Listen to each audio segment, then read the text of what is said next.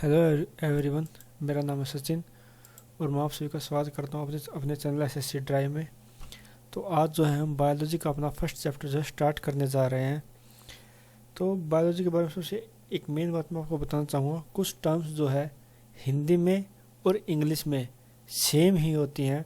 उनको हिंदी में उनके जो अक्षर जो होंगे उनको हिंदी में लिख दिया जाएगा, पर बाकी उनका जो प्रोनाउंसिएशन जो उनको बोलने का जो तरीका है वो सेम ही रहता है। तो ठीक है, तो आप प्लीज़ ये मत बोलना कि मुझे हिंदी में पढ़ाना चाहिए, क्योंकि जो वर्ड जिनका हिंदी मीनिंग में होता होगा वो मैं आपको बता तो दूंगा, बट यहाँ ये भी हो सकता है कि बायोलॉजी में आपके सामने जब क्वेश्चन आए तो आपको इंग्लिश वाले वर्ड ही हिंदी में लिख के दे दिए जाएंगे बजाय उनका हिंदी मीनिंग लिखने की बजाय। तो हिंदी वालों को जो है बायोलॉजी के जो वर्ड है वो इंग्लिश में भी याद रखने चाहिए। ठीक है, ये मैं आपको सभी को एक इंस्ट्रक्शन मैं आपको देना चाहूँगा बायोलॉजी के लिए स्पेशली। ठीक है, तो चलिए हम शुरू करते हैं। आज हमारा पहला चैप्टर है सेल्स। हिंदी में बोलते हैं कोशिका। ठीक है, इसे हम हिंदी में बोलते हैं कोशिका। तो एक सेल होता क्या है? सेल होता है basic structural and functional unit of life, जो मुख्य संरचनात्मक और फंक्शनल जो कि कार्य करने का तरीका है, उनकी जो मेन यूनिट जो होती है लाइफ की उसे हम बोलते हैं सेल, या उसे हम एक कोशिका बोलते हैं। The term cell coined by Robert Cook, a British scientist, in 1665 1665 में। ये जो टर्म है सेल, ये जो है किसके द्वारा दी गई थी? ये दी गई थी रॉबर्ट कुक के द्वारा, जो कि एक ब्रिटिश साइंटिस्ट है, ब्रिटिश बायोलॉजिस्ट है। उन्होंने 1665 में जो इस वर्ड का फर्स्ट टाइम जो है यूज किया था। साइटोलॉजी होता है स्टडी ऑफ सेल्स। ठीक है, स्मॉलेस्ट सेल, जो आज तक स्मॉलेस्ट सेल जो नोन है उसे बोलते हैं माइकोप्लाज्मा गैलीसेप्टियम, इसे जो हम बोलते हैं। ये पाया कहाँ जाता है? पाया जाता है जो हमारा मुर्गा जो होता है, मुर्गा मुर्गी जो होते हैं, इनमें एक बीमारी होती है जो उनकी रेस्पिरेटरी सिस्टम में, उनके श्वसन में जो है वो प्रॉब्लम क्रिएट करती है। ठीक है, वो इसी सेल के कारण जो है इसी माइकोप्लाज्मा के जो है कारण होती है। वो देखने में इतना छोटा होता है कि आप देख सकते हैं उसको, मीन्स एक सूक्ष्मदर्शी भी उसको एक माइक्रोस्कोप से उसको देखा गया है, तब भी वो जो है थोड़ा ब्लर ही दिखाई देता है, अच्छे से उसको जो हम नहीं देख पाती है। इसका बीच में न्यूक्लियस है ज़रा सा, और की सेल वाल वगैरह जो भी है, ये सेल मेम्ब्रेन वगैरह वो ये है। ठीक है, ये स्मॉलेस्ट सेल जो है नॉन आज तक यही है। ठीक है, longest cell in human body, जो हमारा जो मनुष्य का जो शरीर है उसमें सबसे बड़ा जो सेल होता है उसे बोलते हैं हम न्यूरॉन। हिंदी में से बोलते हैं तंत्रिका तंत्र। ठीक है, हिंदी में से बोलते हैं तंत्रिका तंत्र। इसका डायग्राम, इसे जब हम ह्यूमन के बारे में पढ़ेंगे तब इसे जो हम डिटेल में पढ़ेंगे अच्छे से। ठीक है, और लार्जेस्ट सेल एवर नोन, जो आज तक का पूरे पृथ्वी पर जो अवेलेबल सबसे बड़ा सेल वो है ऑस्ट्रिच एग, यानी कि शुतुरमुर्ग का अंडा जो है ये सबसे बड़ा सेल होता है। आप देख सकते हैं इसका आकार, इसका साइज और कितना है, एक आदमी के दोनों हाथों में मिलाकर जो है एक अंडा आता है, इतना बड़ा शुतुरमुर्ग के अंडे का एक साइज होता है। ठीक है, बढ़ते हैं अब हम आगे। टाइप्स ऑफ सेल्स जो हमारे दो टाइप्स के होते हैं, प्रोकैरियोटिक और यूकैरियोटिक। ठीक है, इनका जो मेन जो डिफरेंस होता है वो ये होता है न्यूक्लियस। जो इनका न्यूक्लियस होता है वो प्रोकैरियोटिक में एब्सेंट होता है और यूकैरियोटिक में प्रेजेंट होता है। आप इसको ऐसे याद कर सकते हैं, जैसे अपोजिट, इसका वर्ड जो पहला पी है, पी वाले में एब्सेंट है जबकि यूकैरियोटिक में प्रेजेंट है। ठीक है, एक दूसरे के अपोजिट है। ये पी वाले में एब्सेंट रहेगा, प्रोकैरियोटिक में एब्सेंट रहेगा, और यूकैरियोटिक में प्रेजेंट रहेगा। ठीक है, अब देखिए साइज का क्या डिफरेंस होता है। जो प्रोकैरियोटिक सेल है जिसमें न्यूक्लियस नहीं होता वो स्मॉल भी होता है, जबकि जिसमें न्यूक्लियस होता है यूकैरियोटिक वो जो है लार्ज इन साइज होता है, उस आकार में जो है बड़ा होता है। क्रोमोजोम को हम हिंदी में बोलते हैं गुणसूत्र जो इसको हिंदी में बोलते हैं क्रोमोजोम को। ये प्रोकैरियोटिक में जो है सिंगल होता है, एक ही गुणसूत्र होता है जो कि सर्कुलर इन शेप, इसको बोलते हैं एक डीएनए के जैसे होता है ना, वही होता है, उसे बोलते हैं गुणसूत्र। ठीक है, इसको भी हम बाद में डिटेल में हम पढ़ेंगे जब हम एनिमल्स के बारे में जो हम पढ़ रहे हैं उस टाइम पे। और जो कि यूकेरियोटिक में जो है क्रोमोसोम या गुणसूत्र एक से ज़्यादा होते हैं। सेल मेम्ब्रेन होती है एक सेल की कवरिंग होती है, वो प्रोकैरियोटिक सेल में जिसमें न्यूक्लियस नहीं होता उसमें एब्सेंट होती है, उसमें होती नहीं है। जबकि वो सेल जिसमें न्यूक्लियस प्रेजेंट होता है उसमें सेल मेम्ब्रेन भी जो है प्रेजेंट होती है। सेल डिवीजन, जो एक सेल होता है, सेल तो इसके भाग, इसका आपस में बट जाना, वो होता है प्रोकैरियोटिक में न्यूक्लियस नहीं होता उसमें होता है फिजन की वजह से।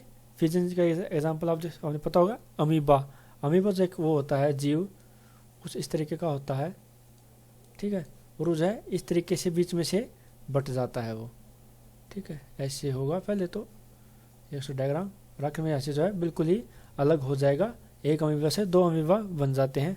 और बडिंग जो हमें देखने को मिलती है हमें यीस्ट में। यीस्ट भी एक जीव होता है जो कि अगर काफ़ी छोटा होता है, उसको जो हम माइक्रोस्कोप से जो उसको हम देख सकते हैं, वो कुछ इस तरीके से होता है, टेंटिकल्स होते हैं। इसमें एक अलग से ऐसे बड निकलना स्टार्ट हो जाता है धीरे धीरे, और एट दी एंड जो है ये बिल्कुल ही इससे अलग हो जाता है, और इससे 2 जो है यीस्ट बन जाते हैं आखिर में, ठीक है। इस तरीके से जो है प्रोकैरियोटिक सेल वाले ऑर्गेनिज्म में जो है सेल का डिवीजन या फिर अब बोल सकते हैं रिप्रोडक्शन होता है।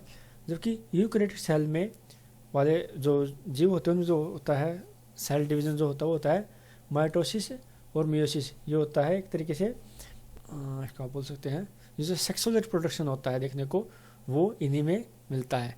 एग्जाम्पल्स देख लेते एक बार। प्रोकैरियोटिक सेल वाले जो एग्जाम्पल होते हैं मेनली होते हैं वो सभी होते हैं वायरस एंड बैक्टीरिया, जिन्हें हम जो है माइक्रोस्कोप से ही जो है हम देख सकते हैं। जबकि यूकेरियोटिक सेल वाले जो ऑर्गेनिज्म होते हैं वो आते हैं प्लांट्स और एनिमल्स के अंडर आते हैं, ठीक है।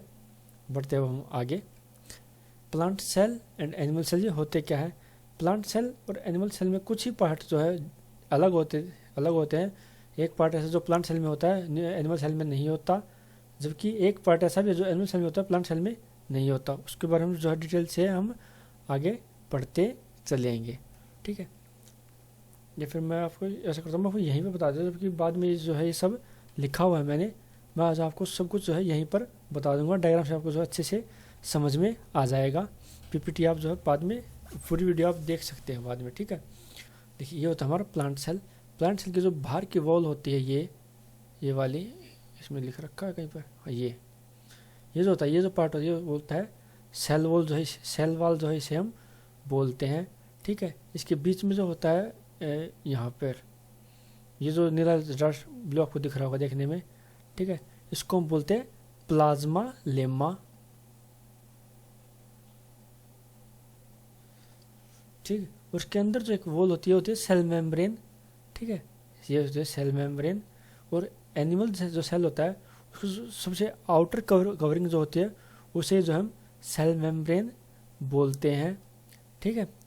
चलिए हम बढ़ते हैं आगे, वहाँ पर मैं आपको बताता चलूँगा कि हर एक जो पार्ट का जो है काम क्या होता है, ठीक है।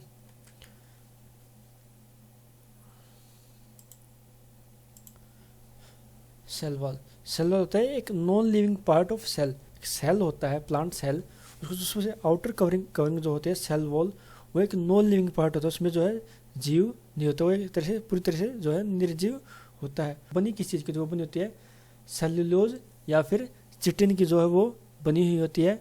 वो जो है जो एक प्लांट सेल जो होता है उसको एक रिजिडिटी, उसका जो भारी परत है उसको एक कठोरता प्रदान करती है, कठोर करती है, जिसकी वजह से जो है एटमॉस्फेरिक जो चेंज होते हैं, जो वातावरणीय जो बदलाव होते हैं, वो उससे जो है प्लांट सेल जो है बचा रहता है, ठीक है। ये सिर्फ एक प्लांट सेल में ही होता है। सेल मेम्ब्रेन को हम जो है प्लाज्मा मेम्ब्रेन भी बोलते हैं, क्योंकि प्लाज्मा की बनी हुई होती है। It is present within the cell wall के अंदर होती है, मैंने आपको बताया था थोड़ी देर पहले डायग्राम में, ठीक है। It is made up of phospholipid molecules, ये जो फास्फोलिपिड मॉलिक्यूल्स की बनी होती है। It regulates the movement of molecules inside and outside cell. जो हमारा सेल जो होता है, सेल के अंदर जो सेलुलोज जो होता है, जो भरा हुआ होता है, उसको जो है अंदर या बाहर जाने में जो ये सेलुलोज इसको बोलते हैं साइटोप्लाज्म। सेलुलोज का होता है, गलती से आ गया माइंड में। जो सेल मेम्ब्रेन होती है इसके जो अंदर साइटोप्लाज्म होता है, इसके जो अंदर या बाहर जाने में जो ये जो है सेल मेम्ब्रेन के थ्रू जो उसको आना जाना पड़ता है।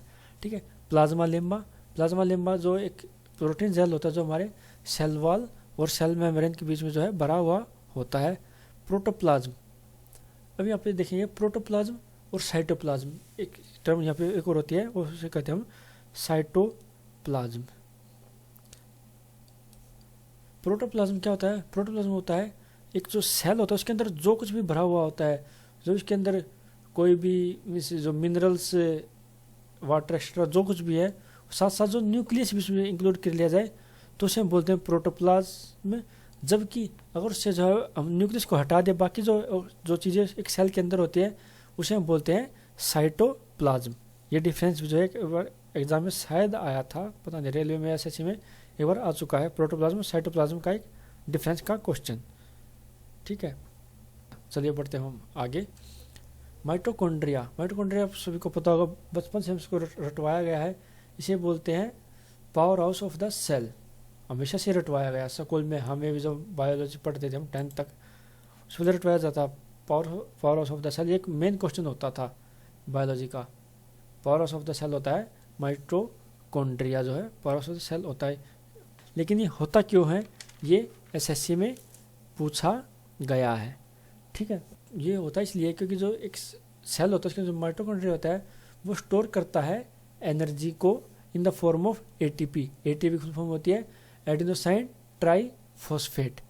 ये एटीपी वो होता है, एक शरीर की वो जरूरत होती है जो जो भी हम काम करते हैं, जैसे जहाँ तक मैं एक पेन उठाया उसमें जो मैं कुछ एटीपी जो मैं खर्च करता हूँ चलने में, दिनचर्या काम में, मैं पढ़ा रहा हूँ आपको, बोल रहा हूँ, हर एक काम में जो है हम कुछ अमाउंट जो है एटीपी का जो हम यूज़ करते हैं। ठीक है, तो जो भी हम काम करते हैं उसके लिए हमें पावर की जरूरत है वो हमें एटीपी से मिलती है, और ये प्रेजेंट होता है माइटोकॉन्ड्रिया में, इसलिए जो इसे power house of the cell कहते हैं। ठीक है, गोल्गी बॉडीज इस तरह की काफ़ी सारे पैकेट से होते हैं, डायग्राम में आप देख लेना, इस तरह के काफ़ी सारे पैकेट से होते हैं, डायग्राम में बने हुए होंगे। ठीक है, ग्रुप ऑफ ट्यूब्स होता है, it works as storage, processing and packaging material. ये जो भी उसमें कार्य होता है, जो भी खाना जो बनता है, जैसे प्लांट में आप देखेंगे प्लांट सेल जो खाना वगैरह जो भी बनता है वो जो है इन गोल्गी बॉडीज में जो है सेव हो जाता है। ठीक है, उसके बाद वो आगे ट्रांसफ़र किया जाता है।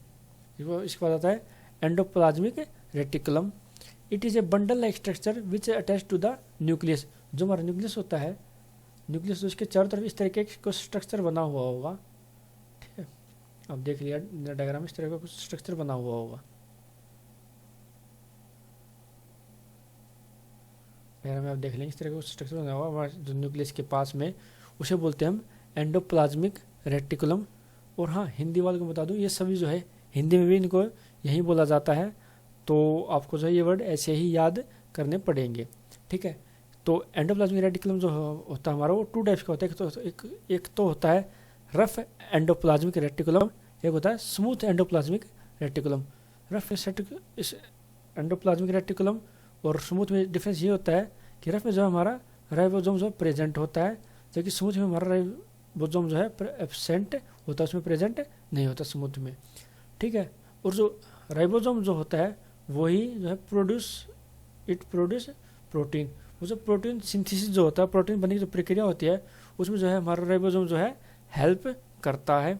जबकि जो स्मूथ एंडोप्लाज्मिक रेटिकुलम इसमें राइबोसोम एब्सेंट होता है, तो ये प्रोटीन के प्रोडक्शन में हेल्प ना करके ये help in working of Golgi bodies और synthesis of lipid.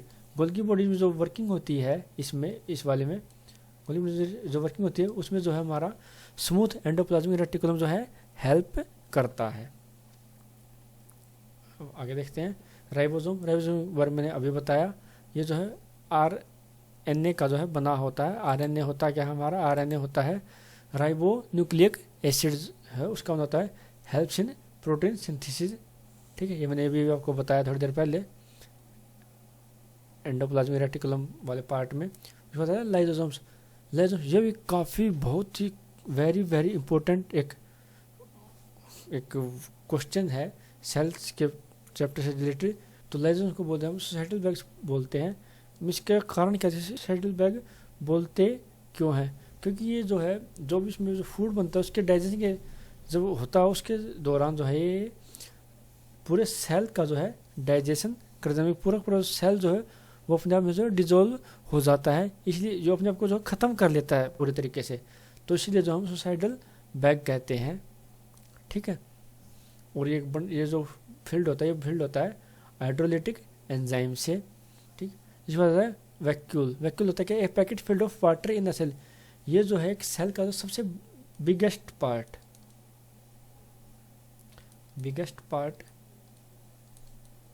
Of a cell. एक सेल के अंदर एक बड़ा सा पॉकेट आपने देखने को मिलेगा, डायग्राम में देखना, बड़ा सा, ये सिर्फ वाटर का भरा हुआ होता है और ये बिगेस्ट एक सेल का जो है सबसे बड़ा पार्ट होता है साइज वाइज अगर देखा जाए तो। इसमें होता है सेंट्रोजोम। सेंट्रोजोम जो है only found in animal cell which takes part in cell division. ठीक है। जो सेंट्रोजोम जो होता है, जो हमारा ये होता है ये सेल है, ये न्यूक्लियस चारों तरफ एक लेयर होती है जरा सी पतली सी। ठीक है। ये सेल डिवीजन में पार्टिसिपेट करती है कि इसी तरह जो है एक का दो बन जाता है। ठीक है। तो इसी लेयर को जो हम सेंट्रोजोम बोलते हैं। जैसे प्लास्टिड। प्लास्टिड जो है हमारा सिर्फ प्लांट सेल में होता है। ठीक है। यही वो चीज़ जो अलग दोनों में अलग होती है। प्लास्टिड होता है सिर्फ प्लांट सेल में होता है। ये 3 टाइप्स का होता है। क्लोरोप्लास्ट। क्लोरोप्लास्ट वर्ड आपने सुना होगा, ये जो हमारा फोटोसिंथेसिस का जो है मेन इंग्रेडिएंट होता है और इसी की वजह से जो है जो हमारे पेड़ पौधे जो हरे होते हैं वो क्लोरोप्लास्ट के कारण होते हैं, क्योंकि क्लोरोप्लास्ट के कारण जो उनका रंग हरा होता है। और इसे जो है हम किचन ऑफ द सेल भी कहते हैं। तो इसके बाद आता है क्रोमोप्लास्ट। क्रोमोप्लास्ट जो है provides various colour to the plant flowers and fruits. तो क्लोरोप्लास्ट जो है एक पौधे के जो फल और फूल होते हैं उनको अलग अलग जो रंग होते हैं वो क्लोरोप्लास्ट की वजह से, सॉरी क्रोमोप्लास्ट की वजह से जो है वो कलर होते हैं। उसके बाद आता है ल्यूकोप्लास्ट। ल्यूकोप्लास्ट आखिर होता क्या है? It is A colourless part of plastid. Plastid जो होता है उसका एक कलरलेस पार्ट होता है, इसका कोई कलर नहीं होता। ये काम करता है stores the food in the form of starch, fat and protein. जो क्लोरोप्लास्ट जो प्रकाश संश्लेषण या फोटोसिंथेसिस जो खाना बनता है वो बनकर ल्यूकोप्लास्ट में जो है स्टोर हो जाता है। ठीक है। तो ये हमारा एक आखिरी भाग है इस सेल वाले पार्ट का, difference between plant and animal cell. इन दोनों में डिफरेंस होता क्या है plant cell and animal cell में? जो साइज वाइज देखा जाए तो प्लांट सेल का जो साइज जो है बड़ा होता है, जबकि एनिमल सेल का साइज जो है छोटा होता है। सेल वॉल मैंने स्टार्टिंग में बताया था प्लांट सेल में प्रेजेंट, एनिमल सेल में एब्सेंट होती है। प्लास्टिड भी अभी बताया है थोड़ी देर पहले, प्लांट सेल में प्रेजेंट और जबकि एनिमल सेल में एब्सेंट होती है। और जो सेंट्रोजोम होता है वो प्लांट सेल में एब्सेंट होता है जबकि एनिमल सेल में जो है वो प्रेजेंट होता है। और वैक्यूल्स जो होते हैं वो प्लांट सेल में लार्ज इन साइज होते हैं, जो वो भाग होते हैं जिसमें पानी भरा होता है। ठीक है। तो जो प्लांट सेल में जो है उनका साइज लार्ज होता है जबकि एनिमल सेल में उनका साइज जो है स्मॉल होता है। ठीक है। तो ये जो है हमारा फर्स्ट पार्ट है बायोलॉजी का। आप बताना कि आपको कैसा लगा, क्योंकि मैंने फर्स्ट टाइम किसी को बायोलॉजी पढ़ाने की मैंने कोशिश की है। हो सकता है कोशिश मैं आपको वो मटेरियल प्रोवाइड करवा दूं जो किसी एक्सपर्ट टीचर ने मेरे को भी नहीं करवाया था, क्योंकि जब मैं एक क्लास के लिए मैं पीपीटी जब मैं तैयार कर रहा था तो मैंने देखा जो मैं पहले पढ़ा हुआ है, जो मेरे पुराने नोट्स में काफ़ी क्वेश्चन नहीं लिखे हुए हैं, वो मुझे पढ़ाए नहीं गए थे। ठीक है। वैसे मैं काफ़ी 3 या 4 चैप्टर जो हम इसके लिख चुका हूँ तक, एक पीपीटी बनानी रहती है अभी। तो काफ़ी सारे क्वेश्चन जो है कि एक्सपर्ट टीचर ने मेरे को नहीं करवा रखे, जो कि एग्ज़ाम में एसएससी ने ऑलरेडी पूछ चुका, वो फिर भी मेरे नोट्स में नहीं थे, उसको जो मैं अभी लिखना स्टार्ट किया है। ठीक है। तो आपने रिस्पॉन्स इस क्लास में स्पेशली आपको रिस्पॉन्स देने की ज़रूरत पड़ेगी कि जो है मेरे नोट्स आपके काम आ रहे हैं कुछ सीखने में या नहीं आ रहे हैं। ठीक है। तो चलिए इसी के साथ जो है हम बायोलॉजी की इस फर्स्ट क्लास को जो हम ख़त्म करते हैं। ये सिर्फ एक ट्रायल क्लास थी, एक बेसिक क्लास थी। इसका जो हमारा नेक्स्ट टॉपिक होगा वो होगा हमारा क्लासिफिकेशन ऑफ ऑर्गेनिज्म से रिलेटेड, वो काफ़ी लंबा चौड़ा टॉपिक है, क्योंकि उसी के बाद ही जो हमारा बॉटनी और जूलॉजी में उसी पार्ट से जो बट जाता है, तो उसमें जो हम पहले जो हम बॉटनी का पार्ट करेंगे, पहले हम जो क्लासिफिकेशन पढ़ेंगे, ठीक है। उसमें हम एक पार्ट होता है प्लांटेई और एनिमिलिया, तो उनको जो हम वहीं पर जो हम जो है कंप्लीट नहीं करेंगे, इसको जो हम अलग अलग करेंगे। प्लांटेई को जो हम अलग से करेंगे, उसके बाद जो पूरी तरह से ख़त्म हो जाएगा उसको जो हम एनिमलिया या एनिमल्स की तरफ जो है उसके जूलॉजी जो है, उसके बाद जो है हम इस प्लांटेई या फिर जो हमारा बोटनी का जो पार्ट है इसको कम्प्लीटली ख़त्म करने के बाद जो है हम उसकी तरफ जो है हम बढ़ेंगे, ठीक है। तो इसी के साथ मैं आप सभी लोगों से अलविदा कहता हूँ। क्लास देखने का शुक्रिया।